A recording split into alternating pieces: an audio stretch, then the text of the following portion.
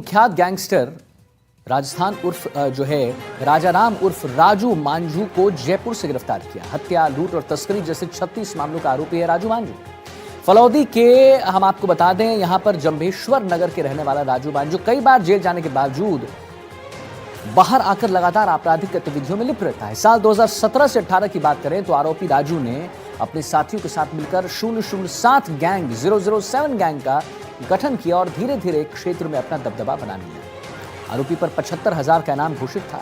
बताया जा रहा था कि वो अनमोल बिश्नोई के काफी करीबी हैं और वहीं गैंगस्टर रोहित गोदारा के भी वह सीधे संपर्क में है। हालांकि वो खुद को राजस्थान का सबसे बड़ा डॉन कहता था। जयपुर से हमारी आई रिपोर्ट। गैंगस्टर के खिलाफ एएनटीएफ की कार्रवाई। कुख्यात राजू मांझू को किया गिरफ्तार। पहले से ही हत्या, लूट के मामले दर्ज। 13 साल से अपराध की दुनिया का सरगना। राजस्थान पुलिस की एंटी नारकोटिक्स टास्क फोर्स ने कुख्यात गैंगस्टर राजाराम उर्फ राजू मांझू को जयपुर से गिरफ्तार किया है। फलौदी के जंभेश्वर नगर के रहने वाले राजू मांझू पर हत्या, अपहरण, लूटपाट जैसे मामले दर्ज हैं। कई बार जेल जाने के बावजूद वो बाहर आकर लगातार आपराधिक गतिविधियों में लिप्त रहा। साल 2017-18 के आरोपी राजू ने अपने साथियों के साथ मिलकर 007 गैंग का गठन किया और धीरे धीरे क्षेत्र में अपना दबदबा बना लिया। प्रतिद्वंदी गैंगों के साथ उसकी लगातार खूनी झड़पें होती रही, जिससे इलाके में दहशत का माहौल बना रहा। एएनटीएफ ने राजू को पकड़ने के लिए विशेष रणनीति अपनाई। पुलिस ने हथियार सप्लायर बनकर उससे संपर्क किया और कई दिनों तक बातचीत के बाद उससे मिलने के लिए तैयार किया। ये तय योजना के तहत टीम ने जयपुर के एक पार्क में जाल बिछाया, जहां राजू मांझू को घेरकर गिरफ्तार कर लिया गया। आरोपी पर 75,000 का इनाम घोषित था। पश्चिमी राजस्थान में सक्रिय 007 गैंग का सरगना राजू मांझू पिछले 13 सालों से अपराध की दुनिया में सक्रिय है। उसके खिलाफ हत्या के प्रयास, लूट, अपहरण, मारपीट, आर्म्स एक्ट, नशीले पदार्थों की तस्करी, फिरौती और पुलिस पर हमले जैसे करीब 36 गंभीर मामले दर्ज हैं। आरोपी पुलिस और अपने प्रतिद्वंदियों से बचने के लिए हथियार रखने का शौकीन है। वो महंगे हथियार रखता है ताकि वो इसकी जरूरत पड़ने पर चला सके। इसका फायदा उठाकर पुलिस ने उसे उसके जाल में फंसाकर पकड़ा। फिलहाल इस पर जोधपुर ग्रामीण, फलौदी और गंगानगर तीन जिलों से 75,000 रुपए का इनाम घोषित है। इसको पकड़ने के लिए एएनटीएफ की टीम ने बड़ा जाल बुना। सर्वप्रथम यह सूचना मिली कि कोई बड़ी वारदात करने की फिराक में राजू मांझू जयपुर के चक्कर लगा रहा है और हथियारों की कोई डील करना चाहता है। अपने किसी पुराने साथी के माध्यम से वह हथियारों की डील करना चाहता था। एएनटीएफ की टीम हथियार का सौदागर बनकर उसके संपर्क में आई। बार बार उससे मिलने की बात कही, पर वह ऑनलाइन सौदा और पार्सल से डिलीवरी की बातें करता रहा। आखिरकार जब उसका विश्वास जमा तो उसने एक पार्क में आने के लिए टीम को बुलाया। टीम वहां पर चाय की थड़ी पर खड़ी रही। 3 दिन तक लगातार मुआयना किया गया। आखिरकार वहां एक बेंच पर बैठा राजू मांझू टीम का इंतजार करता हुआ एएनटीएफ के जाल में फंसा और एक बड़ी गिरफ्तारी को संपन्न किया गया। राजू मांझू न केवल आपराधिक गतिविधियों में बल्कि सोशल मीडिया पर भी काफी सक्रिय था।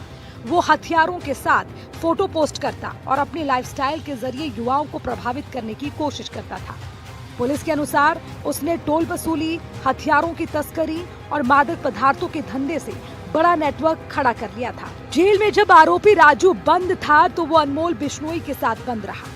बताया जाता है कि वो अनमोल बिश्नोई के काफी करीब है। वहीं गैंगस्टर रोहित गोदारा के भी वो सीधे संपर्क में है। वो राजस्थान का सबसे बड़ा डॉन बनना चाहता है।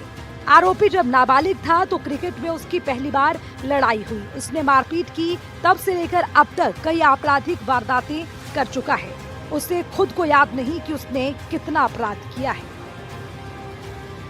आरोपी राजू 007 गैंग चलाता है और वो राजस्थान का सबसे बड़ा डॉन नंबर 1 बनना चाहता था।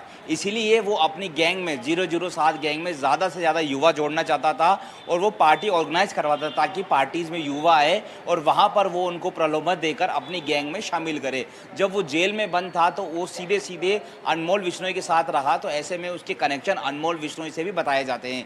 इसके साथ ही ये भी जानकारों का कहना है कि वो रोहित गोदारा के भी सीधे संपर्क में, लेकिन वो खुद की अपनी गैंग राजस्थान में बनाना चाहता था। उसके मुख्य तौर पे काम यही था कि वो जिसको टेलीफोन करे, रंगदारी के लिए पैसा आ जाए, उसका डर, उसका नाम जो है वो राजस्थान में बढ़ता रहे।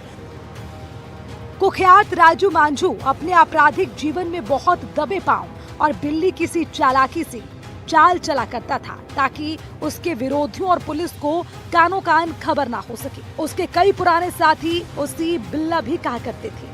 इसी आधार पर बिल्ले के पर्यायवाची माजरा शब्द को ही अभियान का कूट नाम दिया गया और आरोपी को पकड़ा गया। उसने कई तरह के अपराध किए। अभी फिलहाल वो नशा तस्करी का काम कर रहा था। 75,000 रुपये का इनाम भी घोषित था। बहरहाल इसको उसके अंदाज में जाल में फंसाकर नारकोटिक्स टीम ने इसको पकड़ा। एनटीएफ इसको हथियार देने के बहाने इसको बुलाया कि आपको हथियार मिलेगा, आप आ सकते हैं। उसके बाद इसको दबोचा गया। बहरहाल इससे पूछताछ की जा रही है। सहयोगी जसराज के साथ दीपक चावला, एनडीटीवी जयपुर।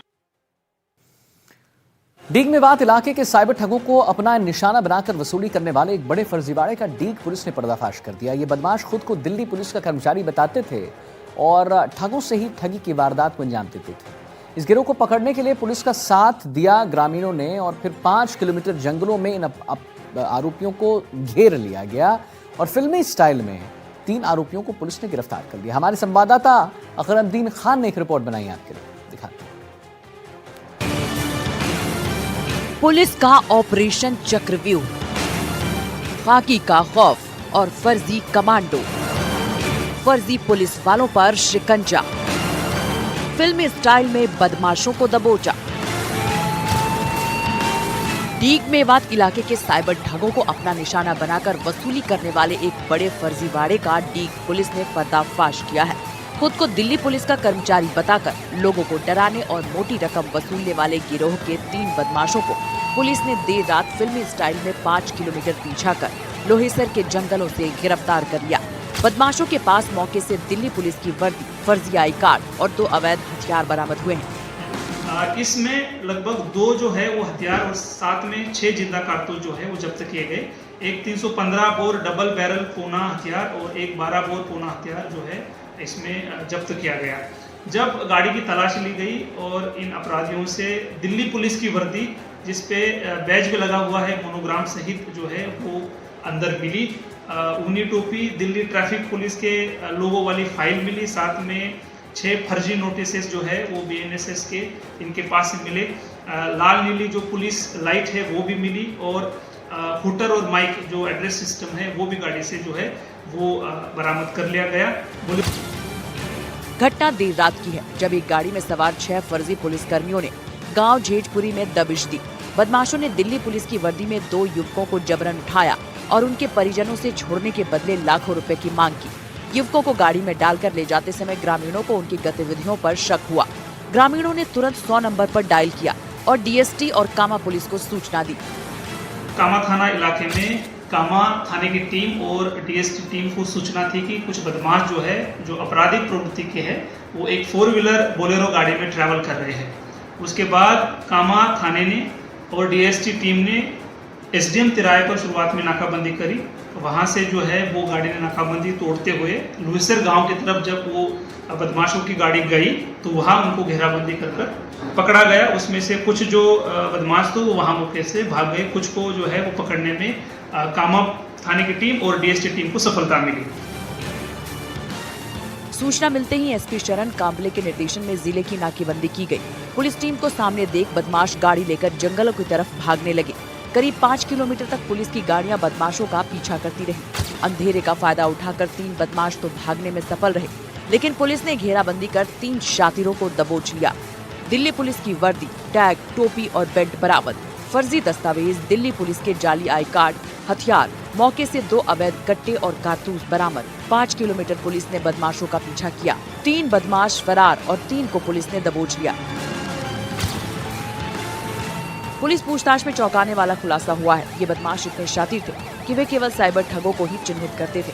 उन्हें पता था कि साइबर ठग खुद अपराधी हैं, इसलिए वे पुलिस के पास नहीं जाएंगे। बदमाश उनके घर जाकर फर्जी एफआईआर का डर दिखाते और नाम हटाने के बदले लाखों रुपए ऐंठते थे। लंबे समय से सक्रिय इस गिरोह ने पूरे मेवात में अपना नेटवर्क फैला रखा था।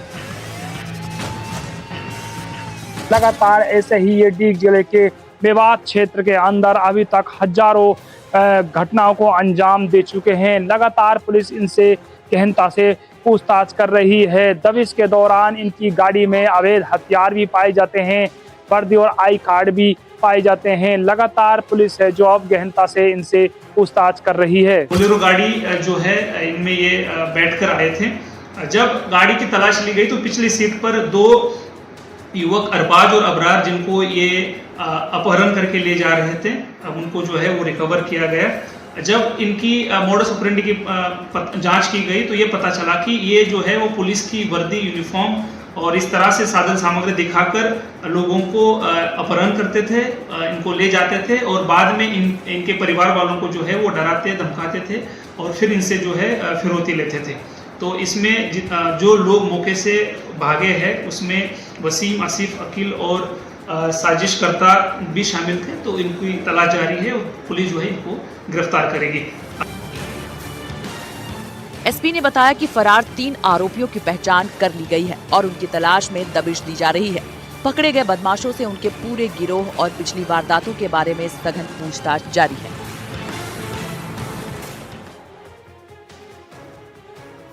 हनुमानगढ़ में एटीएस ने बड़ी कार्रवाई की है। फर्जी आधार सेंटर पकड़ा है। मौके से फर्जी बायोमेट्रिक मशीन, आंखों की रेटिना का प्रिंट आउट, फिंगरप्रिंट सहित अन्य उपकरण भी बरामद किए हैं। फर्जी आधार कार्ड का इस्तेमाल कर बैंक खाते खुलवाए जा रहे थे और इनका उपयोग साइबर फ्रॉड और देश विरोधी गतिविधियों में इस्तेमाल किया जा रहा था।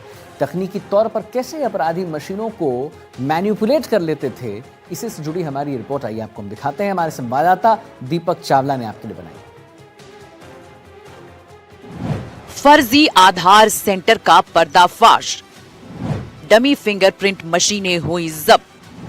हनुमानगढ़ में एटीएस की बड़ी कार्रवाई, साइबर क्राइम और एंटी नेशनल एक्टिविटी। हनुमानगढ़ में एटीएस ने बड़ी कार्रवाई की है। फर्जी आधार सेंटर पकड़ा है। मौके से फर्जी बायोमेट्रिक मशीन, आंखों की रेटिना का प्रिंट आउट, फिंगरप्रिंट समेत अन्य उपकरण बरामद हुए हैं। फर्जी आधार कार्ड के आधार पर बैंक खाते और नंबर लिए जा रहे थे। साइबर फ्रॉड से सीधा कनेक्शन है। वहीं राष्ट्र विरोधी गतिविधियों की भी सूचना है। एटीएस राजस्थान और भादरा पुलिस का संयुक्त ऑपरेशन, फर्जी बायोमेट्रिक से आधार बनाने वाले गिरोह का पर्दाफाश। दूसरों की आईडी से चल रहा था सेंटर। सैकड़ों एनरोलमेंट रसीदें और हाईटेक उपकरण बरामद। आरोपी मौके से गिरफ्तार। राजस्थान में आंतरिक सुरक्षा और साइबर अपराध के विरुद्ध एटीएस राजस्थान की जयपुर यूनिट को मिली गुप्त सूचना के आधार पर एटीएस और हनुमानगढ़ जिला पुलिस ने एक संयुक्त टीम बनाकर नगर पालिका के पास अवैध आधार सेंटर पर छापेमारी की और फर्जी तरीके से आधार कार्ड बनाने वाले मुख्य आरोपी को गिरफ्तार कर लिया। एसपी ने बताया कि एटीएस टीम से कुलवीर सिंह और हेड कांस्टेबल सुरेश कुमार को इनपुट मिला। पुलिस को सूचना मिली थी कि भादरा में आर्य समाज धर्मशाला के पास एक सेंटर पर फर्जी तरीके से आधार कार्ड बनाए जा रहे हैं, जिसका उपयोग साइबर क्राइम और राष्ट्र विरोधी गतिविधियों में किया जा रहा है। पुष्टि के बाद भादरा पुलिस की टीम को साथ लेकर सेंटर पर दबिश दी गई। जब पुलिस वहां पर पहुंची तो वहां का नजारा चौंकाने वाला था। आरोपी कुलदीप शर्मा अन्य व्यक्तियों जसवंत और आमिर खान की ऑपरेटर आईडी का अवैध उपयोग कर रहा था। ये फर्जी आधार सेंटर गुजरात में होना चाहिए था, लेकिन इसे राजस्थान के हनुमानगढ़ में फर्जी तरीके से चलाया जा रहा था।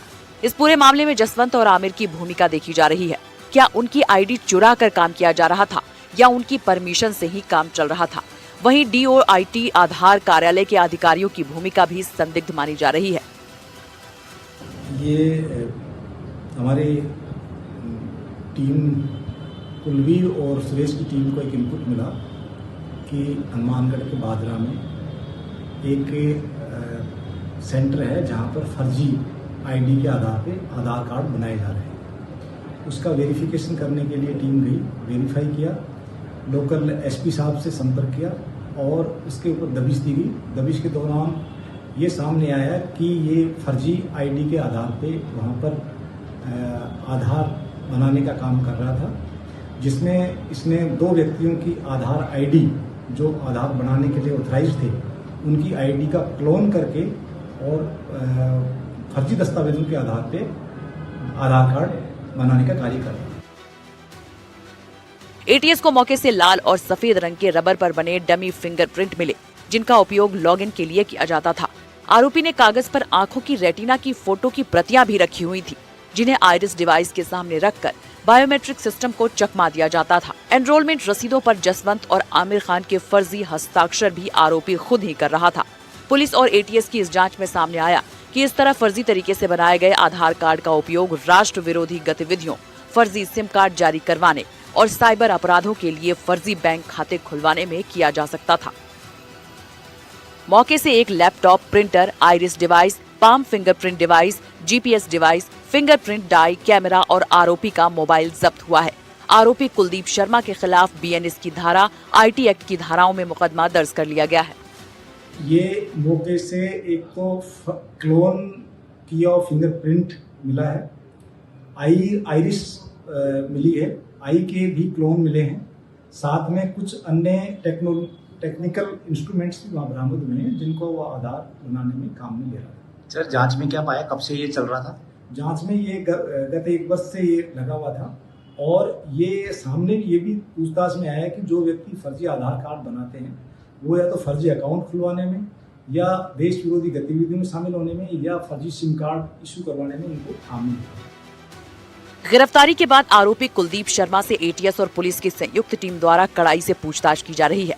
प्रारंभिक पूछताछ में उन लोगों की पहचान करने के प्रयास किए जा रहे हैं जिन्होंने इस फर्जीवाड़े के जरिए आधार कार्ड बनवाए हैं। पुलिस इस बात की भी जांच कर रही है कि क्या इस गिरोह के तार किसी अंतर्राज्यीय नेटवर्क या संगठित साइबर अपराधियों से जुड़े हुए हैं। आरोपियों के मोबाइल और लैपटॉप के डेटा का फॉरेंसिक विश्लेषण किया जा रहा है ताकि पिछले रिकॉर्ड्स खंगाले जा सकें। एटीएस टीम ने हनुमानगढ़ में जिस फर्जी आधार सेंटर पर दबिश मारी है, वहां के खुलासे चौंकाने वाले हैं। जिस नाम से वो आधार कार्ड चल रहा था वो चलना गुजरात में था, लेकिन उसकी फर्जी आईडी से यहाँ पर चलाया जा रहा था। इसमें जो लैपटॉप है उसमें एक रेटिना मिला है जो कि उसकी फ़ोटो मिली है, फिंगरप्रिंट के लिए भी रबर से कुछ बनाया हुआ है। तो ऐसे अगर कोई आधार बनाने आता तो इनसे वो एक्सेस करता था और उसको बना देता था। बड़ा सवाल है कि 1 साल से ये आधार सेंटर चल रहा था, अब तक इसने कितने ऐसे फर्जी आधार बनाए। और जानकारी ये भी है कि राष्ट्र विरोधी गतिविधि में जानकारी जो है इसमें सामने आई है। संभवतः ऐसा भी है कि किसी ने आधार फर्जी बनाया और पासपोर्ट बनवा के वो विदेश भाग गया, देश के बाहर फरार हो गया, इस तरह की बातें भी है। और इसके अलावा साइबर ठगों का भी कनेक्शन है। यहाँ से फर्जी आधार बनाए, नंबर लिए और बैंक खाते खुलवाए और उसमें साइबर ठगी का पूरा रैकेट जो है वो चल रहा था। तो इस आरोपी कुलदीप का पूरे देश भर के साइबर ठगों से और अन्य लोगों से किस प्रकार के कनेक्शन है, इसके साथ ही इसमें डीओआईटी जो आधार के जो अफसर है उनकी भूमिका की भी जांच की जा रही है। और जिनके आधार पर गुजरात में जो चल रहा था आईडी जिसके नाम से ये था उसकी भी जांच की जा रही है, उनका क्या कनेक्शन है। तो ये एक बड़ा जो रैकेट है वो पकड़ा है एटीएस की टीम ने। फर्जी आधार के आधार पर पासपोर्ट भी बनवाया गया है और कई अपराधी विदेश भागे हैं। ऐसी सूचना भी है कि फर्जी आधार के आधार पर मोबाइल नंबर लेकर राष्ट्र विरोधी गतिविधियों की जानकारी मिली है। आरोपी पिछले 1 साल से फर्जी आधार सेंटर चला रहा था। पुलिस ने बताया कि आरोपी पढ़ा लिखा है, ग्रेजुएट है। बहरहाल पूछताछ में कई खुलासे होने की संभावना बनी हुई है। जयपुर से संवाददाता दीपक चावला की रिपोर्ट।